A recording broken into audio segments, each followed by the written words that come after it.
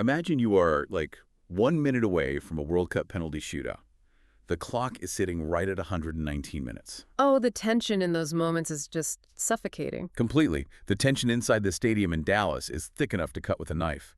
But instead of watching the field, an entire team of players on the sidelines is huddled frantically around a glowing laptop screen. Yeah, which is just a wild visual. Right. And they aren't looking at tactics for the remaining 60 seconds.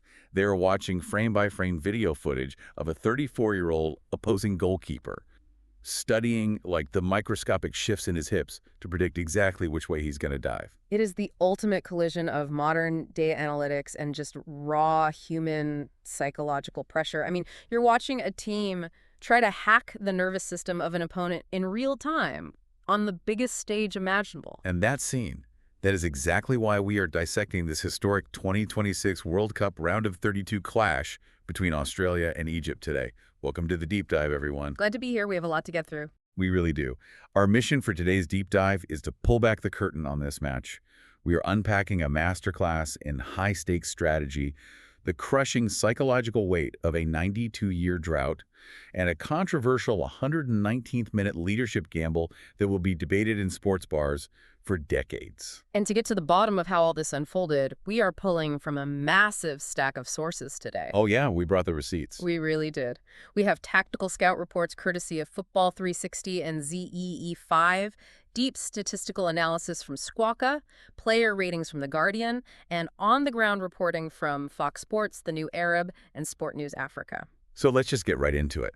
Because long before that 119th minute laptop puddle, this match was, well, it was a tactical powder keg just waiting for a spark. Oh, absolutely. When you look at the pre-match scout reports, you see two teams bringing completely incompatible blueprints to the pitch. Yeah, Egypt came out in a 4-2-3-1 formation, which fundamentally relies on their superstars dictating the flow. You know, you have Mohamed Salah operating in that number 10 role, and mechanically, playing a winger like Salah as a number 10 means he has the freedom to just drift between the opponent's midfield and defensive lines, finding those little pockets of space to pull the strings. Just floating around and causing chaos. Exactly. And then you put Omar Marmoush on the wing to provide this incredibly direct, aggressive dribbling threat. But those same scout reports highlighted massive structural vulnerabilities for Egypt too, right? They did.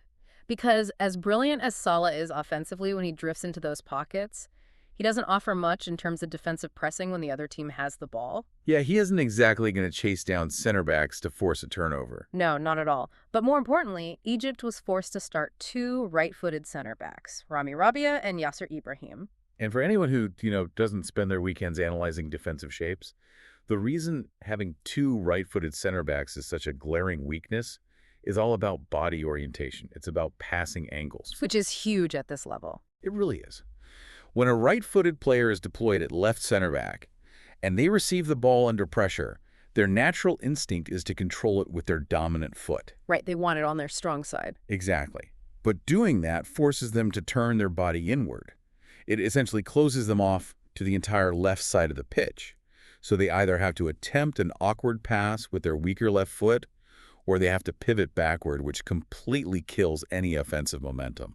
It's a massive mechanical flaw, and Australia's coaching staff knew exactly how to exploit that biomechanical awkwardness. Add in the fact that Rabia and Ibrahim historically struggle in aerial duels, and, well, Australia's game plan practically writes itself. They just leaned heavily into their strengths. They really did. They brought a massive physical advantage to the pitch, anchored by Harry Souttar, who is, he's 6'6". The strategy was to use Souttar to dominate the airspace and then deploy the blinding speed of 20-year-old Nestori Irankunda and wingback Jordan Boss down the flanks. Just bypass Salah's lack of pressing entirely. Exactly. Isolate those awkward center backs and just hammer the edges all night. It's a brilliant setup on paper. Brains, brawn, and structural exploitation. Yeah. But before either of these tactical theories could even be tested, the chaos actually started back at the Egyptian team hotel. Yeah, the off-pitch environment is such a crucial piece of this puzzle.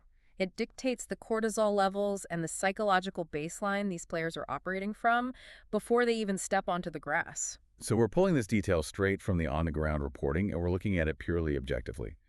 Essentially, Egypt's team director, Ibrahim Hassan, who was also the head coach's twin brother, by the way, was involved in a severe altercation with the Dallas police. A really intense situation. It was.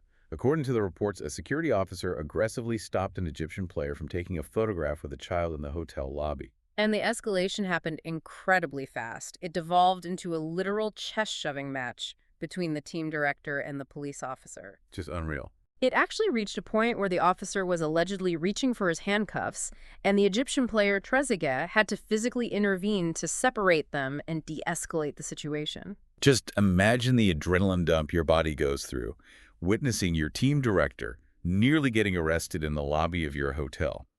You're supposed to be visualizing your defensive assignments for a World Cup knockout match, and instead, you are dealing with police altercations. It's incredibly disruptive. It's like a high-stakes chess match, where one side is already fighting the security guards before they even sit down at the board. And that kind of nervous energy rarely just dissipates on the bus ride to the stadium. It usually spills right onto the pitch. Which is exactly what happened. Right. In this case, it manifested in a remarkably fast, aggressive start. Despite the hotel chaos, Egypt managed to channel that adrenaline and strike the first blow. In the 13th minute, Karim Hafez delivers a beautifully worked cross from a free kick, and Imam Asher heads it into the net. And the historical context of that ball crossing the goal line cannot be overstated for you listening. This was Egypt's first goal in a World Cup knockout match since 1934. Which is just staggering to think about. It really is. For 92 years, entire generations of Egyptian supporters have lived and died without seeing their team score a knockout round goal on the world stage. The sheer emotional weight of that 13th-minute header completely altered the atmosphere in the stadium. It gives them something tangible to protect, which often causes a team to instinctively drop slightly deeper into a defensive shell. But Australia, to their credit, didn't panic. They leaned right into their tactical blueprint. They just stuck to the plan. Yeah, they started running almost 50% of their entire offensive production through their right wingback, Jordan Boss. He was just a constant engine on that flank, pushing Egypt back and creating havoc. He was completely dominating the right side of the pitch. But then, right before halftime, the entire geometry of the match shifts. Boss takes a vicious tackle from Hafez, a challenge that somehow escaped a yellow card, by the way, and Boss goes down hard. It looked bad immediately. Yeah, he has to limp off the field with a left knee injury, completely ending his night. And, okay, let's unpack this. Because losing the player who is single-handedly generating half of your forward momentum right before the halftime whistle sounds like an absolute tactical death sentence.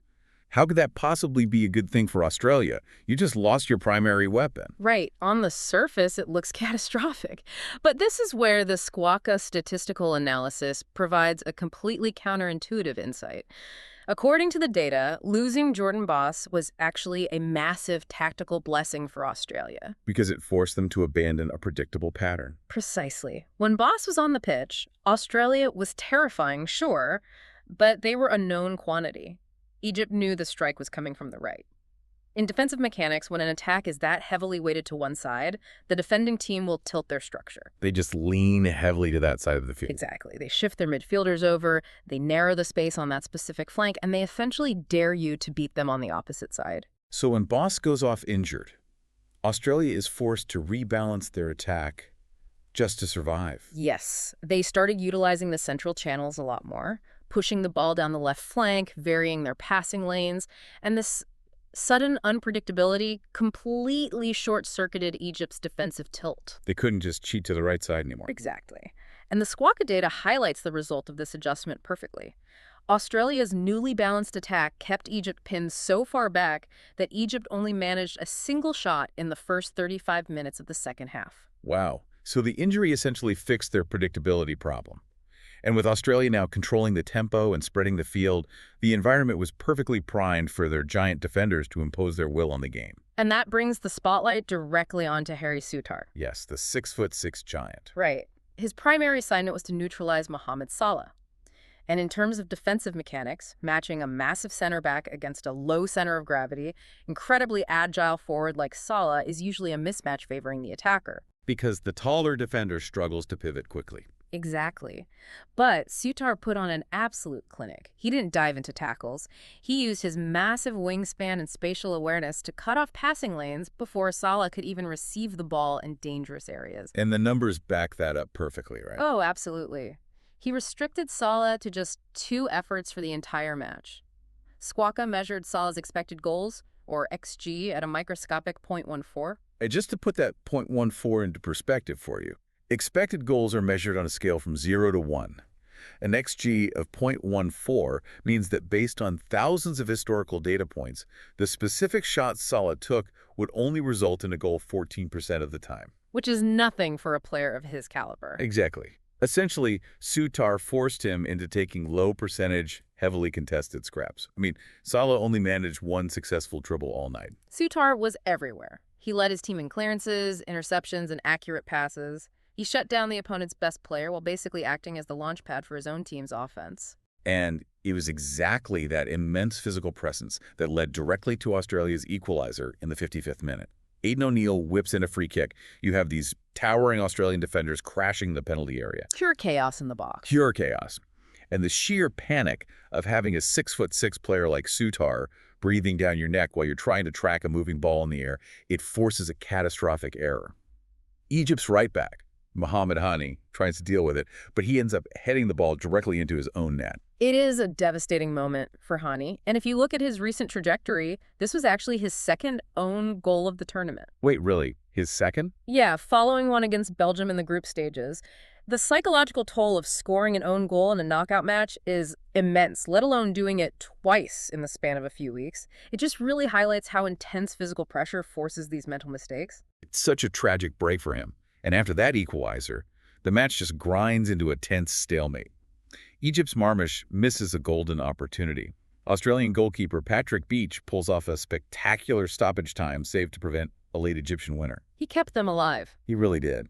The whistle blows at 1-1, and we are dragged into 30 minutes of exhausted, high-stakes extra time. And extra time is largely an exercise in survival. Legs are heavy, tactical discipline starts to fray, and the looming threat of a penalty shootout just hangs over every single pass. And that looming threat brings us to the most jaw-dropping moment of the entire tournament. It's the 119th minute. There are literally 60 seconds left before penalties, and Australian coach Tony Popovich drops a massive bombshell. Nobody saw this coming. No one. He decides to substitute his 22-year-old goalkeeper, Patrick Beach, who, mind you, had been phenomenal. He registered 8 saves in the group stage and made that clutch stoppage time save just to get them to this point. Right. He pulls his hot hand goalkeeper to bring on his 34-year-old veteran captain, Matt Ryan, specifically for the shootout. And here's where it gets really interesting. Because situational goalkeeper substitutions aren't entirely unheard of in football, but subbing out a red-hot goalie in the 119th minute is like swapping out your lead attorney right before the closing arguments of a murder trial. You are banking entirely on the specific, specialized traits of the replacement. A massive gamble.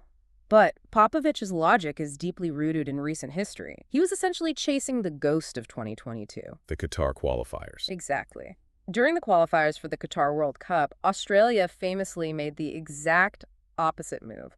They subbed out Matt Ryan in the final minute to bring on Andrew Redmayne. Oh, the dancing goalie. Right. Redmayne had that eccentric dancing style in the goal line that disrupted the opponent, leading to the save that sent them to the World Cup.